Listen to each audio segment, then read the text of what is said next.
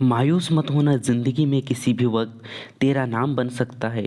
अगर दिल में हो आग और हौसला हो बुलंद, तो अखबार बेचने वाला भी बन सकता है कलाम। जी हाँ, नमस्कार साथियों, सलाम एजुकेशन चैनल पर आप सभी का पुनः बहुत बहुत स्वागत है। आप सब कैसे हैं? मैं उम्मीद करता हूँ कि बहुत ही ज़बरदस्त होंगे। और आज इस वीडियो के माध्यम से हम पूरे धर्मों को यहाँ पे कवर करने वाले हैं। लूसेंट का एक ऐसा पोर्सन है जिसमें कि यहाँ से क्वेश्चन बनते ही है। और यहाँ पे और एक बात बताना चाहूँगा साथियों आप लोगों को कि लूसेंट का पूरा जो निचोड़ है ना, मैं इस चैनल के माध्यम से आप लोगों को पार्ट बाय पार्ट दे रहा हूँ। इसमें हम धर्मों को कवर करने वाले हैं। इससे पहले मैंने 2 से 3 पार्ट आप लोगों को दिया है लूसेंट का पूरा निचोड़, उसमें बहुत ही डिटेल से आप लोगों को समझाने का प्रयास किया है। वो नहीं देखा तो प्लेलिस्ट में जाके आप ज़रूर देखिए, आपको बहुत मज़ा आएगा। क्योंकि आप कोई भी एग्ज़ाम देते हो साथियों, चाहे वो MP पटवारी हो या फिर MP पुलिस हो या फिर MP फॉरेस्ट हो, ये वैकेंसियाँ अभी करंट में हैं और यहाँ से क्वेश्चन बहुत बनेंगे। क्योंकि लूसेंट एक ऐसा अमृत है साथियों, क्योंकि इससे क्वेश्चन बनते ही है और बहुत सारे लोग इसको लूसेंट को पढ़ नहीं पाते हैं। इसीलिए मुझे लगा यार कि मैं लूसेंट से कैसा कंटेंट निकाल के दूं, आपको पूरा निचोड़ वीडियो के माध्यम से दूं, ताकि आप इसे अच्छा से पढ़ सके और अच्छा से समझ सके और जो भी एग्ज़ाम आप देने वाले हो उसका आप अच्छा से सामना कर सके। सो इसके लिए आप मेरे साथ बने रहे।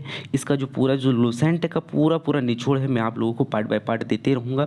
सो अब हम यहाँ पे चलते हैं जैन धर्म पे। सबसे पहला जो धर्म हम यहाँ पे पढ़ने वाले हैं, जैन धर्म। तो जैन धर्म के संस्थापक की हम यहाँ पे बात कर सकते हो। तो जैन धर्म के संस्थापक कौन है? ऋषि भदेव, ये आपको याद रखना है, ठीक है। और जैन धर्म के प्रथम यानी कि जैन धर्म के 23वें तीर्थकार कौन है? पार्श्वनाथ थे, जो कि काशी के इक्ष्वाकु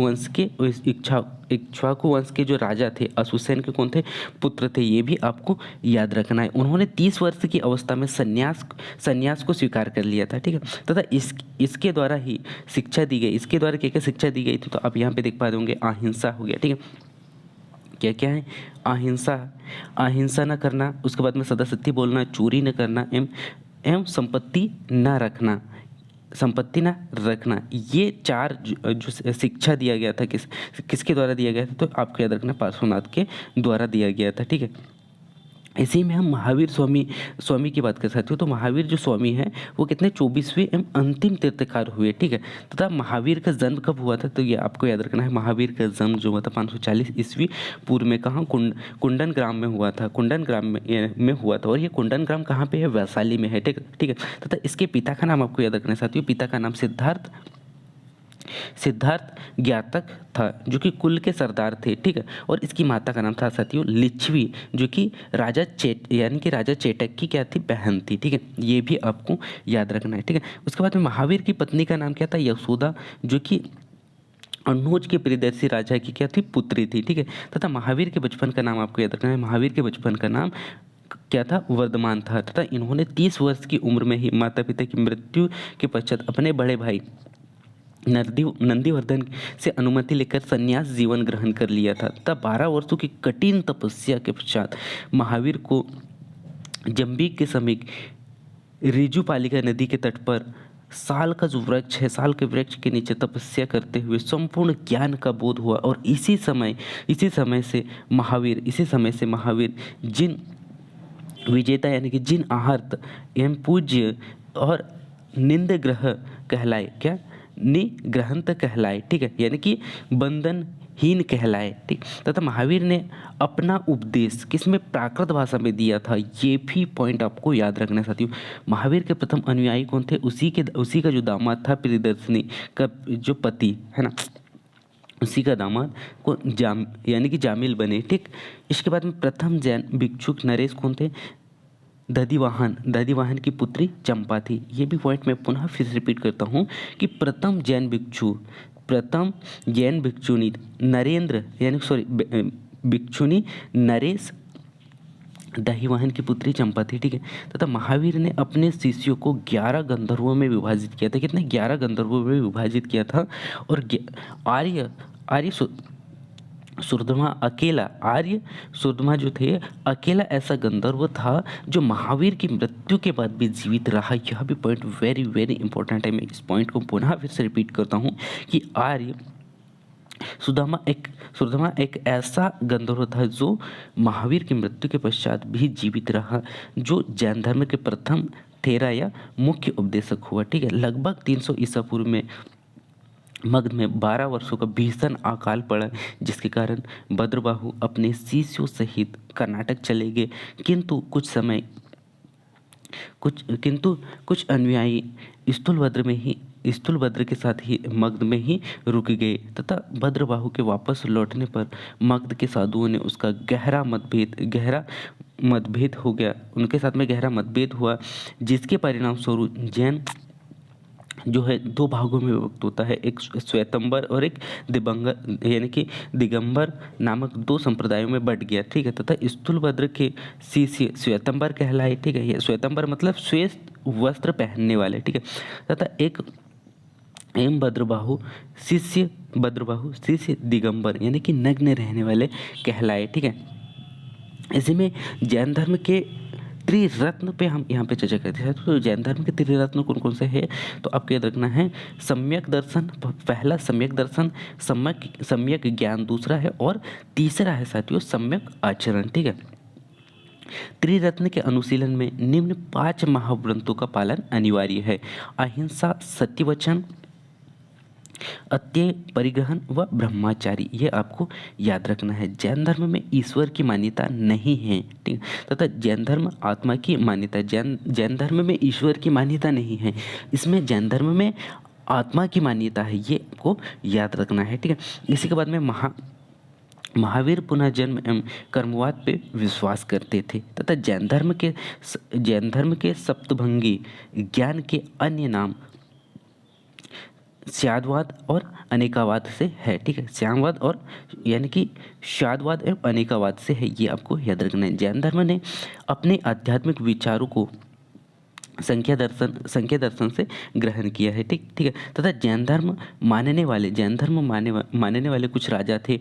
उदयन हो गया, वनराज हो गया, चंद्रगुप्त मौर्य हो गया, कलिंग नरेश खारवेल हो गया, तथा राष्ट्रकूट राजा जो अमोघ वर्ष चंदेल शासक था। ठीक है, इसी के साथ में हम नेक्स्ट अगले बढ़ते हैं और नेक्स्ट पॉइंट पे जाते हैं। और नेक्स्ट है साथियों इसमें कि मैसूर के गंगवंश के मंत्री कौन, चामुंड के प्रोत्साहन से कर्नाटक के श्रवण बेलगोला में 10वीं शताब्दी के मध्य में विशाल बाहुबली की मूर्ति का निर्माण यहाँ पे किया गया था। ठीक है, ये आपको याद रखना है। इस पॉइंट को मैं पुनः फिर से रिपीट कर देता हूँ कि मैसूर के गंगवंश के मंत्री कौन, गंगवंश के मंत्री चामुंड के प्रोत्साहन से कर्नाटक के जो यानी कि श्रवण बेलगोल में 10वीं शताब्दी के मध्य में एक विशाल बाहुबली मूर्ति है, यानी कि बाहुबली की मूर्ति का निर्माण यहाँ पे किया गया था। ठीक है, खजुराहो में जैन मंदिरों का निर्माण चंदेल शासकों द्वारा किया गया था, ये भी आपको याद रखना है। ठीक है, इसी के बाद में मौर्य स्तर युग में मथुरा जैन धर्म का प्रसिद्ध केंद्र था तथा मथुरा कला का संबंध जैन धर्म से है। जैन तीर्थकारों की जीवनी किसमें मिलती है, तो ये आपको याद रखना है साथियों, जैन तीर्थकारों की जो जीवनी है वो मिलती है भद्रबाहु द्वारा रचित कल्पसूत्र में। ठीक है, तो कल्पसूत्र में मिलती है। और कल्पसूत्र के रचयिता की हम यहाँ पे चर्चा कर सकते हो, तो कल्पसूत्र के जो रचयिता है ये भी आपको याद रखना है, भद्रबाहु है। ठीक है, तथा 72 वर्ष की आयु में ही महावीर की मृत्यु हो जाती है तथा 468 ईस्वी में बिहार राज्य के एक पावपुरी यानी कि राजगीर में इसकी क्या होगी, मृत्यु हो जाती है। ठीक है, इसके बाद में मल्लाराज सृष्टिपाल के राजप्रसाद में महावीर स्वामी को निर्वाण प्राप्त हुआ था। ठीक है, इसी में आप आगे चलते साथियों जैन धर्म पे, सॉरी माफ कीजिएगा, बौद्ध धर्म पे। जैन धर्म तो हमने कवर कर लिया है, अब यहाँ पे कवर करने वाले हैं बौद्ध धर्म। तो बौद्ध धर्म के बारे में भी आप अच्छे से सुनिए साथियों। यहाँ पे बौद्ध धर्म के संस्थापक कौन है, तो आपको याद रखना है बौद्ध धर्म के संस्थापक कौन है, गौतम बुद्ध है। ठीक है, ये भी आपको याद रखना है साथियों। बौद्ध धर्म के संस्थापक कौन है, तो आपको याद रखना है बौद्ध धर्म के जो संस्थापक है कौन है, गौतम बुद्ध है तथा इन्होंने एशिया का ज्योतिपुंज भी, सॉरी, इन्हें क्या कहा जाता है, एशिया का ज्योतिपुंज भी कहा जाता है। ये भी आपको याद रखना है, ठीक है। गौतम का जन्म कब हुआ था, तो गौतम का जो जन्म है वो आपको याद रखना है साथियों, कब हुआ था, 563 ईसा पूर्व में। कहाँ, कपिल वस्तु कहाँ, लुम्बिनी में हुआ था। ये भी आपको लुम्बिनी नामक स्थान पर हुआ था, ये आपको याद रखना है, ठीक है। तथा इसके पिता का नाम क्या था, ये इससे के पिता का नाम यशोवर्धन वाक्यगण के मुखिया थे, ठीक है। यशोवर्धन ये वाक्यगण के क्या थे, एक मुखिया थे, ठीक है। तथा इसकी माता का नाम आपको याद रखना है साथियों, इसकी माता का नाम क्या था, त्रिशला, क्या है, इसकी माता का नाम आपको याद रखना है, सॉरी माफ़ कीजिएगा, इसकी माता का नाम माया देवी है, ठीक है। इसकी माता का नाम क्या है, माया देवी, आपको याद रखना है, ठीक है।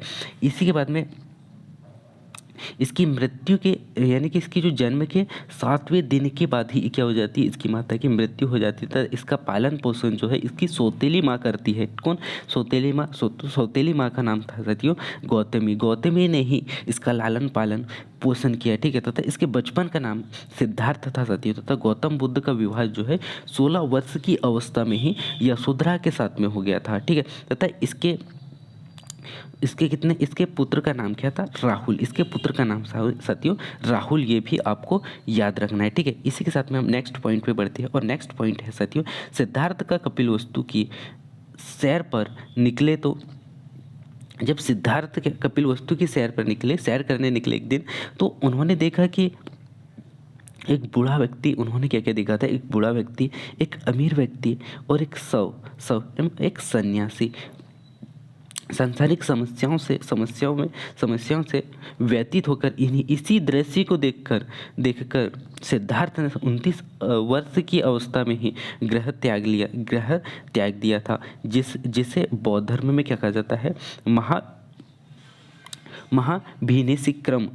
महाभिनिष्क्रम कहा जाता है, ठीक है। तथा ग्रह त्यागने के बाद में सिद्धार्थ ने वैशाली के अलार कलाम के सांख्य दर्शन की शिक्षा यानी कि शिक्षा ग्रहण की, वहाँ से शिक्षा ग्रहण की। तथा कलार कलाम सिद्धार्थ के प्रथम गुरु हुए, ठीक है। तथा कलार कलाम के बाद में सिद्धार्थ ने राजगिरी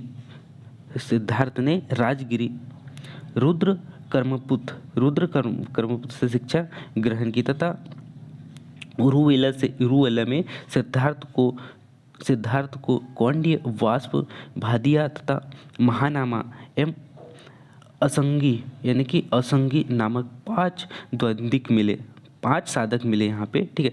कौन, इस पॉइंट को मैं पुनः फिर से रिपीट करता हूँ साथियों कि अरुवेला में सिद्धार्थ को क्या क्या मिला, एक कौंड्य मिला, वस्पा मिला, भादिया मिला, महानामा एवं असंगी नामक 5 क्या मिले, इसे साधक मिले, ठीक है। तथा बिना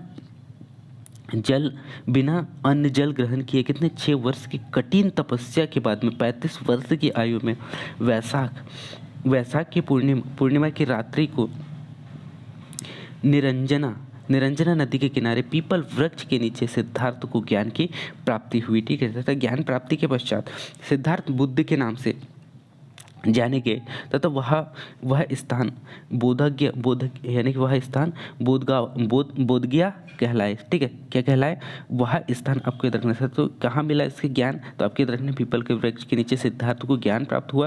तथा ज्ञान प्राप्त के पश्चात इसे बुद्ध नाम से जाने जाना लगा, ठीक है।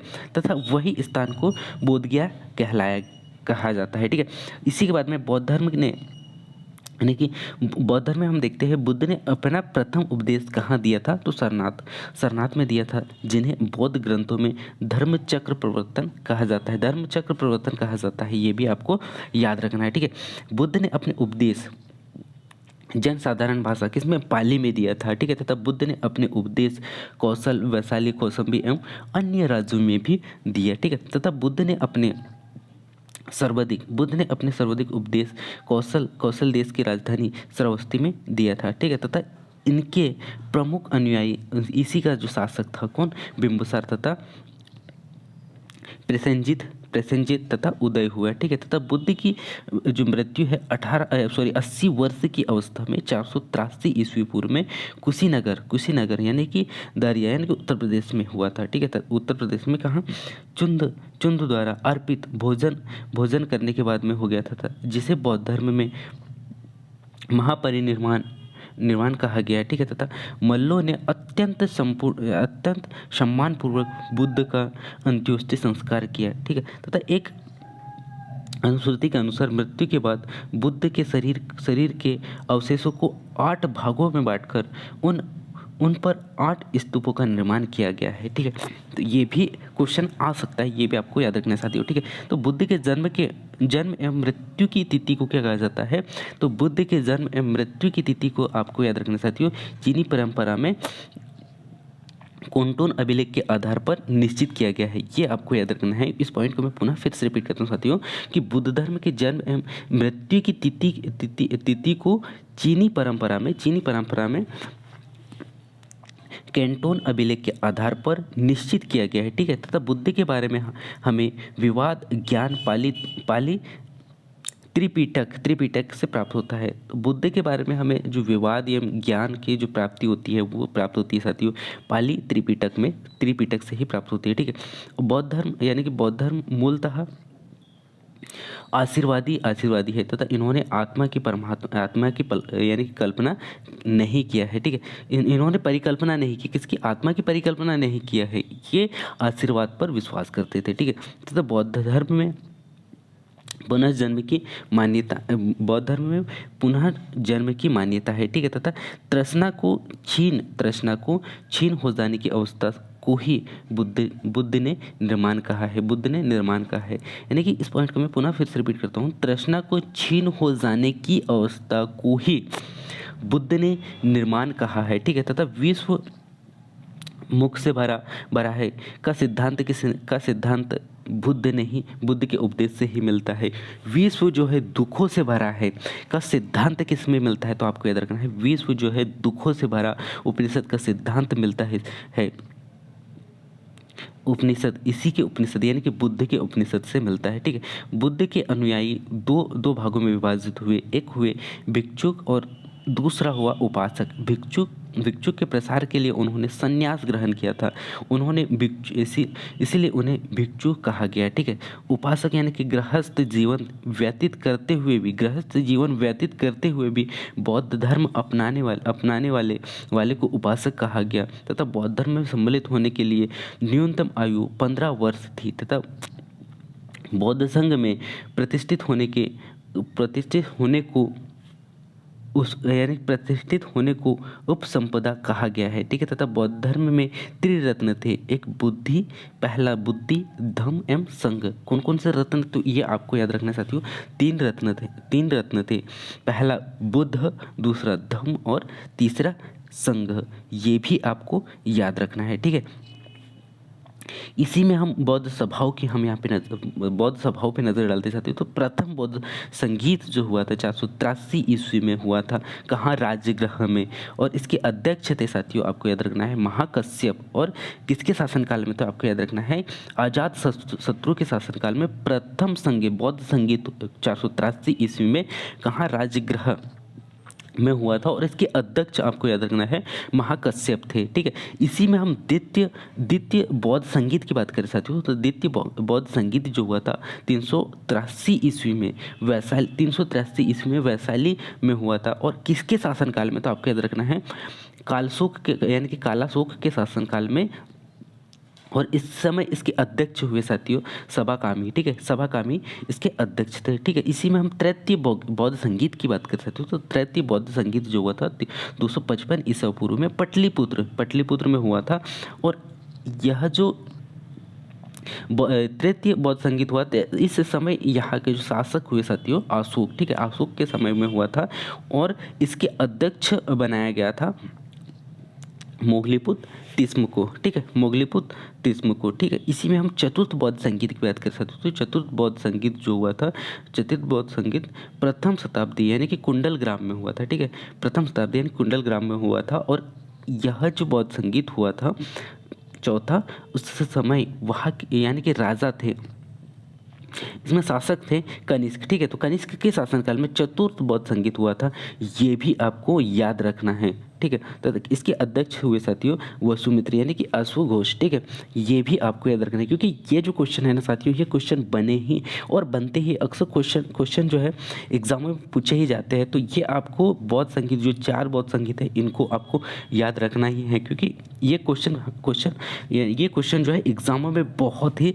ज़्यादा पूछे जाते हैं। ठीक है, चतुर्थ संगीत, इसके बाद हम देखते हैं नेक्स्ट पॉइंट में। चतुर्थ संगीत के बाद में बौद्ध धर्म जो है दो भागों में विभक्त हो गया था। कौन कौन सा? तो आपको याद रखना है, एक हीनयान है ना, एक हीनयान में विभक्त हो गया था और एक महायान में। ठीक है, 2 भागों में विभक्त हुआ। ठीक, हीनयान और महायान भी विभक्त हो गया। ठीक है, तथा धार्मिक जुलूस का प्रारंभ सबसे पहले बौद्ध धर्म ने ही प्रारंभ किया था। ठीक है, तो आपको याद रखना है साथियों, तो पवित्र यानी कि धार्मिक जुलूस का जो प्रारंभ कहाँ से माना जाता है, तो आपको याद रखना है बौद्ध यानी कि धार्मिक जुलूस जो है बौद्ध धर्म ने ही माना है, और यहीं से बौद्ध धर्म से ही हमें यहाँ पे धार्मिक जुलूस देखने को मिलते हैं। ठीक है, इसी के बाद में बौद्ध धर्म का सबसे पवित्र त्यौहार जो होता है वो आपको याद रखना है। बौद्ध धर्म का सबसे पवित्र त्यौहार होता है साथियों वैशाख पूर्णिमा। ठीक है, कौन सा होता है? वैशाख पूर्णिमा, जिसे बुद्ध पूर्णिमा के नाम से भी जाना जाता है। इसका महत्व इसीलिए है कि बुद्ध पूर्णिमा के दिन ही बुद्ध का जन्म एवं ज्ञान की प्राप्ति, बुद्ध का जन्म भी इसी दिन माना जाता है, और इसे ज्ञान की प्राप्ति एवं महापरिनिर्वाण की प्राप्ति भी इसी दिन हुआ है ना। तो सबसे पवित्र यानी कि सबसे पवित्र त्यौहार जो होता है साथियों गुरु पूर्णिमा होता है, ये भी आपको याद रखना है। ठीक है, इसी के बाद में हम नेक्स्ट पॉइंट पे जाते हैं। बुद्ध ने सांसारिक दुखों के संबंध में 4 आर्य तत्वों का उपदेश दिया है। पहला दुख, दूसरा है दुख समुदाय, तीसरा है दुख निरोध, और चौथा है साथियों दुख निरोधगामिनी। ठीक है, निरोधगामिनी प्रतिपदा। ठीक है, इन संपादिक दुखों से मुक्ति है तो बुद्ध ने अष्टांगिक मार्ग भी बताया है, और ये है साथियों सम्यक दृष्टि, सम्यक कल्प।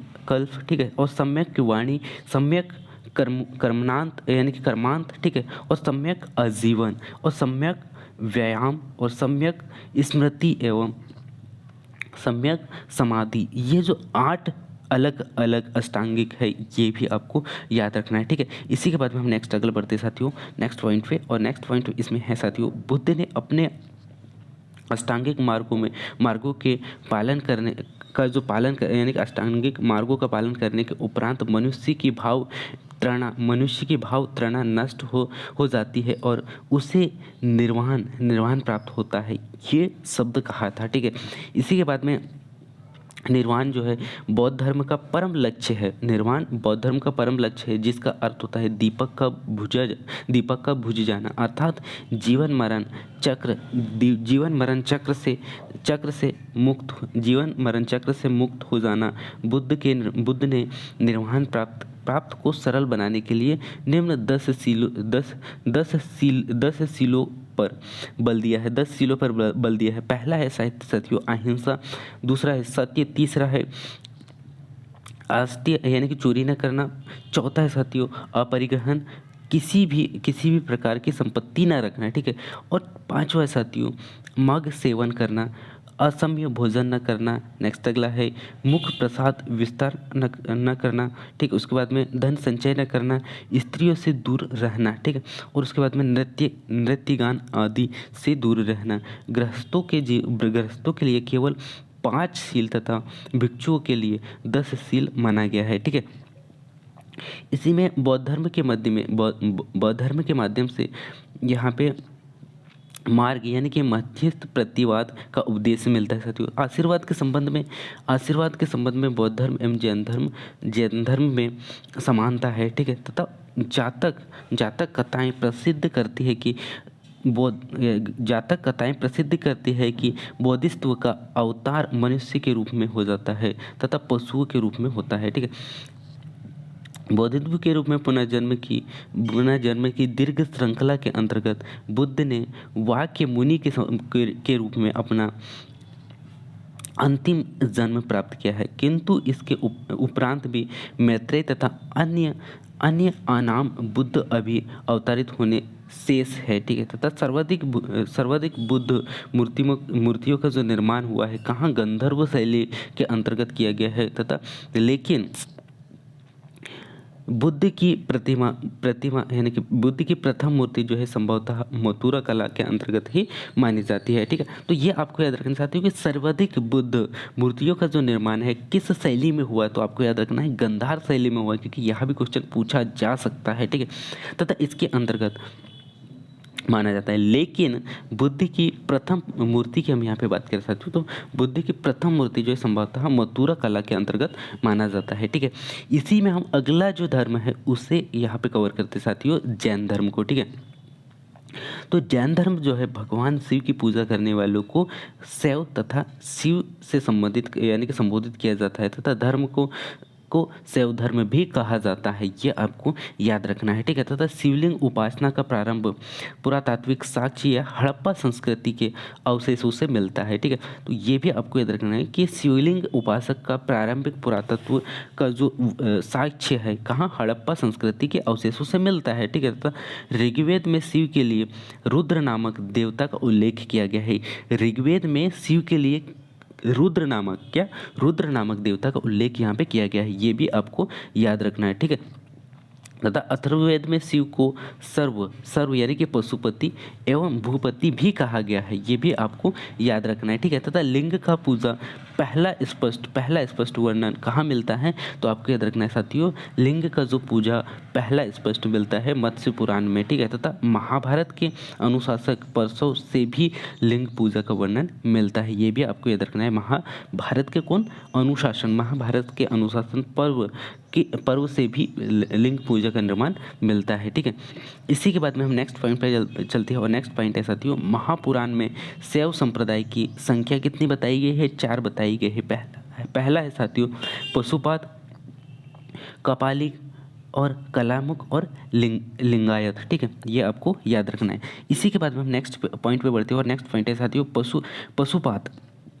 पशुपात संप्रदाय शैवों को सर्वाधिक प्राचीन संप्रदाय है। ठीक है, मतलब पशुपात संप्रदाय शैवों का कैसा है, सर्वाधिक प्राचीन संप्रदाय है, तथा इसके संस्थापक कौन थे, तो इसके संस्थापक आपको याद रखना है साथियों, लकुलिस थे, तथा इन्होंने भगवान शिव के 18 अवतारों में से एक माना है, 18 अवतारों में से एक माना है, जिन्हें भगवान शिव के यानी इन्होंने क्या किया, भगवान शिव के 18 अवतारों में से एक माना है। ठीक है, तथा पशुपति यानी कि पशुपात संप्रदाय के अनुयायियों को क्या कहा गया है, पंचारती कहा जाता है। ठीक है, तो इस मत का प्रमुख सिद्धांतिक ग्रंथ पशुपात सूत्र में ही मिलता है, ये भी आपको याद रखना है। ठीक है, इस पॉइंट का मैं पुनः फिर से रिपीट करता हूँ साथियों कि वामन पुराण में शैव संप्रदाय की संख्या 4 मानी गई। कौन सा, पशुपात हो गया, कपालिक हो गया, ठीक है, उसके बाद में कालामुख हो गया, और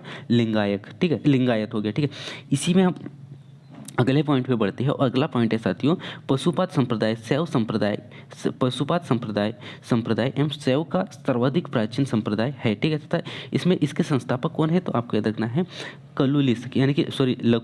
लकुलिस थे, जिन्होंने भगवान शिव के 18 अवतारों में से एक माना है। ठीक है, तथा संप्रदाय यानी कि पशुपात संप्रदाय के अनुयायियों को क्या कहा जाता था, तो ये भी आपको याद रखना, कहा गया है इनको पंचार्तिक कहा गया है। ठीक है, तथा इसका मत प्रमुख सिद्धांत के ग्रंथ पशुपात में मिलता है, ये भी आपको याद रखना है। श्रीकर पंडित एक विख्यात यानी कि पशुपत आचार्य थे। ठीक है, तथा कपालिक संप्रदाय के इष्टदेव भैरव थे, तथा इस संप्रदाय का प्रमुख केंद्र जो है श्रीशैल नामक स्थान है। ठीक है, तथा कलामुख संप्रदाय के अनुयायी को शिव पुराण में क्या कहा गया है साथियों, महाव्रंतधर कहा गया है। ठीक है, क्या कहा गया है, महाव्रंतधर। इस पॉइंट को मैं पुनः फिर से रिपीट करता हूँ कि कलामुख संप्रदाय में अनुयायियों को शिव पुराण में क्या कहा गया है, महाव्रतघर कहा गया है। ठीक, सॉरी माफ कीजिएगा, महाव्रतधर कहा गया है। ठीक है, तथा इस संप्रदाय के लोगों को नर कपाल में ही भोजन एवं जल एवं सुरापान करते थे, ठीक है। तथा और साथ ही साथ अपने शरीर का जो शरीर पर क्या करते थे, चिता एवं भस्म मलते थे, ठीक है, यानी कि लगाते थे, ठीक है। इस पॉइंट को मैं पुनः फिर से रिपीट करता हूँ कि कलामुख संप्रदाय के अनुयायियों को क्या कहा गया है, तो इन्हें कहा जाता था साथियों महाव्रतधर, ठीक है। तथा इस संप्रदाय के लोग नरपालक यानी कि नर कपाल में ही भोजन जल एवं सुरापान करते थे, ठीक है। साथ ही साथ ये अपने शरीर पर चिता के भस्म लगाते थे, ठीक है। इसी के बाद में विगायत संप्रदाय दक्षिण से प्रचलित है। यह जो संप्रदाय कहाँ दक्षिण भाग से प्रचलित था, तथा इन्होंने यानी इन्हें जगम भी कहा जाता था, ठीक है। तथा इस संप्रदाय के लोग शिवलिंग की उपासना करते थे, ये आपको याद रखना है, ठीक है। इसके बाद में वासव पुराण में लिंगायत संप्रदाय के प्रवर्तक क्या कहलाए, जो प्रवर्तक है यानी कि अलंब प्रभु तथा उनके शिष्य वासव को बताया गया कि इस संप्रदाय को वैरिस्व संप्रदाय भी कहा जाता है। क्या कहा जाता है, वैरिस्व संप्रदाय भी कहा जाता है, ये भी आपको याद रखना है, ठीक है। तो 10वीं शताब्दी में मत्येंद्रनाथ ने नाथ संप्रदाय की स्थापना की, तथा इस संप्रदाय का व्यापक प्रचार प्रसार बाबा गोरखनाथ के समय में हुआ था, ठीक है, बाबा गोरखनाथ के समय में हुआ था। तो दक्षिण भारत में शैव धर्म एवं चालुक्य राष्ट्रकूट एवं पल्लव एवं चोलों के समय लोकप्रिय रहा, ठीक है। तथा पल्लव काल में शैव धर्म का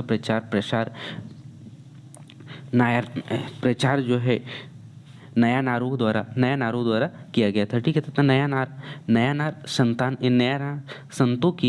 संतों की जो संख्या संतों की संख्या कितनी 63 बताई गई है, ये भी आपको याद रखना है साथियों कि नया नारों की जो संख्या है वो 63 मानी गई है, ठीक है। तथा जिन्होंने अपार तिरुज्ञान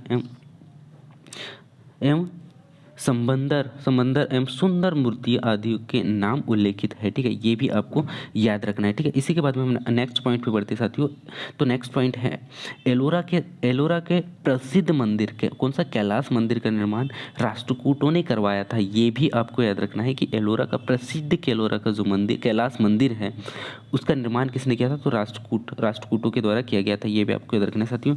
और चोल शासक राजराज प्रथम ने तंजौर के प्रसिद्ध राजराजेश्वर शिव मंदिर का निर्माण करवाया था, ये भी आपको याद रखना है, जिसे वृद्धीश्वर मंदिर के नाम से भी जाना जाता है, ठीक है। तथा कुषाण शासकों की मुद्रा पर शिव एवं नदी का एक साथ अंकन मिलता है, ये आपको याद रखना है। इस पॉइंट को मैं पुनः फिर से रिपीट करता हूँ साथियों कि कुषाण शासकों की मुद्राओं पर शिव एवं नदी का एक साथ अंकन मिलता है। इसी के बाद में हम नेक्स्ट अगला धर्म पे चर्चा करते हैं साथियों, क्योंकि इस वीडियो के माध्यम से मैं पूरे धर्मों को यहाँ पे आप लोगों को एक ही वीडियो में देने वाला हूँ। सो हो सकता है वीडियो थोड़ा सा लंबा हो सकता है, लेकिन धर्मों से रिलेटेड जो भी कंटेंट है लुसेंट का वो पूरा एक ही वीडियो में मिलने वाला है, पूरा निचोड़ में एक ही वीडियो में दे रहा हूँ, ठीक है। अब हम चलते साथियों वैष्णव धर्म में, ठीक है। वैष्णव धर्म की हम यहाँ पे बात करें साथियों, तो वैष्णव धर्म के विषय में प्रारंभिक जो जानकारी है उपनिषदों से ही मिलती है, ठीक है। कहाँ से मिलती है, तो आपको याद रखना है उपनिषदों से मिलती है, तथा इसका विकास जो है भागवत धर्म से हुआ है, ठीक है। तथा वैष्णव धर्म के प्रवर्तक कौन थे, प्रवर्तक कृष्ण थे, जो कि वैष्णव कबीले के थे और जिनका निवास स्थान कहाँ माना जाता है, मथुरा, ठीक है, जिनका निवास स्थान मथुरा था, ठीक है। तथा कृष्ण का उल्लेख सर्वप्रथम छंदोग्य उपनिषद में देवकी पुत्र और अंगिरस के शिष्यों के रूप में हुआ है, ठीक है। इस पॉइंट को मैं पुनः फिर से रिपीट करता हूँ साथियों कि कृष्ण का उल्लेख जो है सर्वप्रथम कहाँ मिलता है, छंदोग्य उपनिषद के देवकी पुत्र और अगिरस के शिष्य के रूप में मिलता है, ठीक है। तथा विष्णु के 10 अवतारों का उल्लेख जो है मत्स्य पुराण में मिलता है। 10 अवतार में इस प्रकार है, मत्स्य हो गया, कुर्म, वराह, नरसिंह, वामन, परशुराम, राम, बलराम एवं बुद्ध एवं कलिप, ये भी नाम आपको याद रखना है साथियों। कितने 10 अवतारों में से थे मत्स्य, कूर्म, वराह, नरसिंह, वामन, परशुराम, राम, बलराम, बुद्ध एवं कलिक, ठीक है। इसी के बाद में हम नेक्स्ट पॉइंट पे बढ़ते हैं और नेक्स्ट पॉइंट है साथियों, वैष्णव धर्म में ईश्वर को प्राप्त करने के लिए सर्वाधिक महत्व दिया था भक्ति को। ठीक है, तो सबसे अधिक जो महत्व दिया किसको दिया था, तो आपको याद रखना है साथियों, सबसे अधिक महत्व जो है वो दिया था भक्ति को। ठीक है, इसी के बाद में हम प्रमुख संप्रदाय एवं उसके आचार्यों पे हम यहाँ पे चर्चा कर लेते साथियों। वैष्णव संप्रदाय का जो मत था यहाँ पे विशिष्ट द्वैत और इसके आचार्य थे साथियों रामानुज। ठीक है, तथा ब्रह्म संप्रदाय दैत्य, इसका मत था दैत्य तथा आचार्य थे आनंद तीर्थ। ठीक है, इसी में प्रमुख संप्रदाय था साथियों रुद्र संप्रदाय। ठीक है, रुद्र संप्रदाय यानी कि शुद्धैत। तो इसके आचार्य की हम यहाँ पे बात करें तो आचार्य थे साथियों वल्लभाचार्य। ठीक है, इसी के बाद में सनक संप्रदाय की हम यहाँ पे चर्चा करें तो सनक संप्रदाय समय दैतक इसके जो मत इसका मध्य था दैत। ठीक है, इसके आचार्य भी निम्बार्क। ठीक है, ये भी आपको याद रखना है। ठीक है, इसी के बाद में हम कुछ प्रमुख संस्थापक हैं उसके पुस्तकों पे चर्चा कर लेते हैं साथियों। तो प्रमुख संप्रदाय में बरकरी इसके संस्थापक थे साथियों नामदेव, और इसके पुस्तक के बारे में हमें जानकारी नहीं मिलता है। ठीक है, इसी के बाद में श्री वैष्णव की हम चर्चा कर सकते हो वैष्णव संप्रदाय की, तो इसके संस्थापक थे साथियों रामानुज, और इनकी एक पुस्तक है ब्रह्म सूत्र। ठीक है, ब्रह्म सूत्र, तो ये आपको याद रखना है कि ब्रह्म सूत्र के संस्थापक कौन है, तो रामानुज है। ठीक है, तथा इसी के बाद में नेक्स्ट अगला संप्रदाय आता है साथियों यानी कि परमार्थ। ठीक है, परमार्थ, तो इसके संस्थापक आपको याद रखना है। परमार्थ के संस्थापक कौन है, रामदास है। रामदास का एक पुस्तक है, क्या है, दासबोध। ठीक है, दासबोध, ये भी आपको याद रखना है। ठीक है, इसी के बाद में नेक्स्ट अगला संप्रदाय आता है साथियों राम भक्त। इसके संस्थापक है रामानंद, और इसकी एक पुस्तक है अध्यात्म रामायण। ठीक है, ये भी आपको याद रखना है। ठीक है, इसी के बाद में हम अगला एक धर्म है साथियों इस्लाम धर्म। इस्लाम धर्म के बारे में हम यहाँ पे चर्चा करते हैं। तो इस्लाम धर्म के संस्थापक की हम यहाँ पे बात करें साथियों तो इस्लाम धर्म के जो संस्थापक है कौन हुए, मोहम्मद साहब हुए। ठीक है, मोहम्मद साहब हुए, तथा हज़रत मोहम्मद साहब का जन्म कब माना जाता है, तो आपको ये पता होना चाहिए कि इसका जो जन्म है 570 ईस्वी पूर्व में कहाँ पे हुआ, मक्का में हुआ था। ठीक है, तथा हज़रत मोहम्मद साहब के पिता का नाम आपको याद रखना साथियों अब्दुल्ला, और इनकी माता का नाम क्या था, अमीना था। ठीक है, तथा हज़रत मोहम्मद साहब को 610 ईस्वी में मक्का के पास में हीरा नामक गुफा में ज्ञान की प्राप्ति हुई थी, तथा 24 दिसंबर सन 622 ईस्वी को ही पैगंबर के मक्का से कहाँ, मदीना की यात्रा में मुस्लिम संवाद के नाम से यात्रा में चले गए थे, और इसी घटना को या इसी यात्रा को क्या कहा गया, मुस्लिम संवत में हिजरी संवत के नाम से जाना जाता है। इस पॉइंट को मैं पुनः फिर से रिपीट करता चाहती हूँ कि 24 दिसंबर सन 622 ईस्वी को पैगंबर साहब को मक्का से यानी कि पैगंबर साहब जो है मक्का से मदीना की यात्रा में निकल गए थे। ठीक है, और इसी वृत्तांत यानी कि इसी यात्रा को क्या कहा गया है, हिजरी संवत के नाम से भी जाना जाता है, ये आपको याद रखना है। ठीक है, तथा मोहम्मद की शादी जो है 25 वर्ष की अवस्था में खदीजा नामक एक विधवा से हो गई थी। ठीक है, तथा मोहम्मद की पुत्री का नाम आपको याद रखना साथियों, मोहम्मद की पुत्री का नाम क्या था, फतिमा, एवं उसके जो दामाद हुए अली हुस्न। ठीक है, अली हुस्न थे। इसके बाद में नेक्स्ट पॉइंट है साथियों यहाँ पे देवदूत ग्रेबियल ने पैगंबर मोहम्मद साहब को कुरान अरबी भाषा में संप्रेषित किया था। तो आपको याद रखना साथियों देवदूत ग्रेबियल ने पैगंबर मोहम्मद साहब को कुरान संबंधित यानी कि कुरान जो एक ग्रंथ है जो कि अरबी भाषा में संप्रेषित किया था, उसे प्रदान किया था। कुरान जो है इस्लाम धर्म का एक सबसे पवित्र यानी कि पवित्र ग्रंथ के रूप में माना जाता है। ठीक है, तथा पैगंबर साहब ने कुरान की शिक्षाओं का उपदेश दिया था, तथा हज़रत मोहम्मद साहब की मृत्यु जो है 8 जून 632 ईस्वी में हुआ था, तथा इन्हें मदीना में कहाँ दफनाया गया, मदीना में दफनाया गया, ये भी आपको याद रखना है। ठीक है, तथा मोहम्मद साहब की मृत्यु के बाद में इस्लाम धर्म जो है दो अलग अलग भागों में विभक्त हो जाता है साथियों, एक सुन्नी और एक शिया में, है ना, दो अलग अलग भागों में विभक्त हो जाता है। सुन्नी तथा शिया नामक दो पद में विभाजित हो गया। सुन्नी उन्हें कहते हैं साथियों जो कि सुनने में विश्वास करते हैं और यानी कि सुन्ना पैगंबर मोहम्मद साहब के कथनों तथा कार्यों का विवरण है। ठीक है, मतलब स्पष्ट शब्दों में अगर कहा जाए साथियों, तो सुन्नी यानी कि सुन्नी उन्हें कहा जाता है जो मोहम्मद साहब के धर्म पे चलते उसकी शिक्षा को मानने वाले हैं, वो कहलाए सुन्नी। और सिया की हम बात करें तो सिया जो है उसी का दामाद अली, अली की शिक्षा को फॉलो करने वाले क्या कहलाए, तो आपको याद रखना है अली की शिक्षा को फॉलो करने वाले सिया कहलाए, तथा उन्हें मोहम्मद साहब का न्याय संपदा एवं उत्तराधिकारी माना गया है। ठीक है, तथा अली मोहम्मद साहब के कौन थे, दामाद थे, ये भी आपको याद रखना है। ठीक है, तथा अली की सन कब 661 ईस्वी में हत्या कर दी गई थी। ठीक है, तथा अली के ही पुत्र, अली के दो पुत्र हुए साथियों, एक पुत्र का नाम है हुसैन और एक का नाम है हसैन। ठीक है, तो अली का एक पुत्र हुसैन की हत्या कब हो जाती है, 668 ईस्वी में करबला के मैदान जो है, करबला का मैदान कहाँ पे आपको याद रखना है, करबला का मैदान ईरान में है। तो करबला के मैदान नामक स्थान पर इसकी हत्या कर दी जाती है। इन दोनों हत्या ने जो सिया उनका जो एक धर्म था, सिया को निश्चित मत के रूप में दिया। ठीक है, तथा पैगंबर मोहम्मद साहब के उत्तराधिकारी क्या कहलाए, तो आपको याद रखना है मोहम्मद साहब के उत्तराधिकारी खलीफा कहलाए, तथा इस्लाम जगत में खलीफा पद जो है 1924 तक रहा, तथा 1924 में इसे तुर्कों के जो संस्थापक, तुर्कों के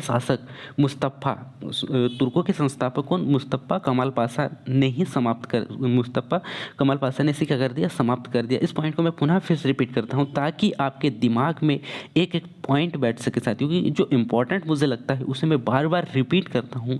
उन बातों पे यानी कि उन सेंटेंसों पे यानी कि उन पॉइंटों पे आपको बार बार ध्यान देना है। ठीक है, तो इसमें महत्वपूर्ण पॉइंट यहाँ पे नज़र आ रहा है साथियों कि इस्लाम जगत में खलीफा का पद कब तक चला, ये क्वेश्चन बन सकता है। तो कब तक चला आपको याद रखना है, सन 1924 तक रहा, और 1924 में इसे तुर्क के संस्थापक मुस्तफ़ा कमाल पाशा ने इसे क्या कर दिया था, समाप्त कर दिया था। ठीक है, तथा इब्न शासक ने सर्वप्रथम पैगंबर साहब का जीवन चरित्र लिखा।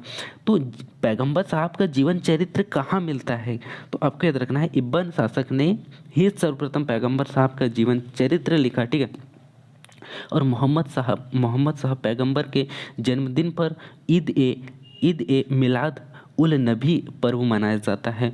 ये भी आपको याद रखना है कि मोहम्मद पैगंबर साहब के जन्मदिन के अवसर पर यहाँ पे ईद ए मिलाद उल नबी पर्व मनाया जाता है। ठीक है, तो ये तो हमने यहाँ पे बहुत ही ज़बरदस्त धर्म को कवर किया। इसके बाद में हम यहाँ पे चलते हैं साथियों ईसाई धर्म पे, क्योंकि यह जो धर्म है यह भी बहुत ही इम्पोर्टेंट है, क्योंकि इससे भी क्वेश्चन हमें देखने को मिलते हैं एग्जाम में। ठीक है, तो ईसाई धर्म की हम भी यहाँ पे बात करें साथियों, तो ईसाई धर्म के जो संस्थापक कौन माने जाते हैं, ईसा मसीह, है ना, ईसा मसीह। और इनका एक बहुत ही प्रमुख ग्रंथ है कौन सा, बाइबिल। ये भी आपको याद रखना है कि ईसा मसीह का प्रमुख धर्म ग्रंथ है बाइबल। ठीक है, तथा ईसा मसीह का जन्म जो है जेरूसलम के निकट में बेतलेहम नामक स्थान पर हुआ था, तथा ईसा के जन्म दिवस को क्रिसमस के रूप में मनाया जाता है।